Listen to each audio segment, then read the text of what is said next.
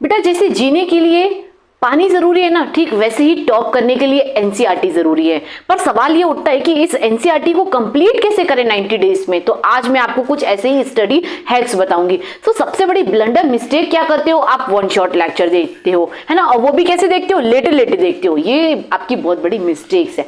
देखो one shot lecture, पर उस वन शॉट लेक्चर में आपको ना उसके किसी एक टॉपिक को देखना है ना। एक टॉपिक को देखा आपने, उसके बाद पॉज कर दिया, फिर आप क्या करो, एनसीईआरटी ओपन करो और एनसीईआरटी में जो आपने टॉपिक देखा है उसे क्या करना, रीड करना शुरू कर दो। यानी कि जो भी आपको समझ में आया है उस लाइन को आप क्या करो, हाईलाइट करो।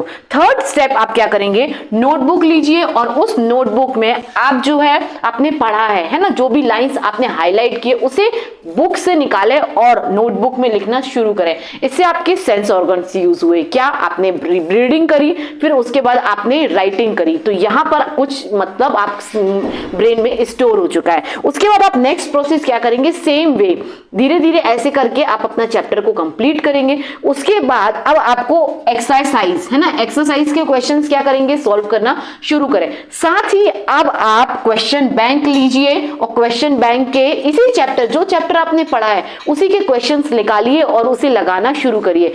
इससे क्या होगा, यानी कि कुछ क्वेश्चंस तो आप कर पाएंगे और कुछ क्वेश्चन जो आपको टफ लग रहे हैं उसके लिए क्या करेंगे, स्टार मार्क करें, है ना, डबल स्टार मार्क कर दीजिएगा कि हाँ ये आपको टफ लग रहा है, यानी कि इसका आपको ज्यादा रिवीजन करना है बिफोर प्री बोर्ड एग्जाम्स।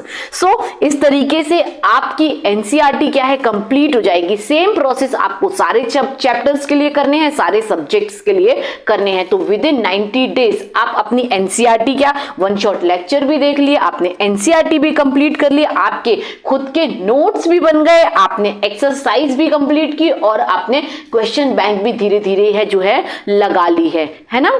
तो अब प्री बोर्ड एग्जाम्स के पहले आपका सिलेबस जो है कंप्लीट हो जाएगा और सिर्फ आपको लास्ट में क्वेश्चन बैंक की ज्यादा से ज्यादा प्रैक्टिस करनी है और आपके नोट्स जो है आपने बनाए हुए उससे ज्यादा प्रैक्टिस करें, तो देखना इस तरीके से आप ना टॉप कर जाओगे।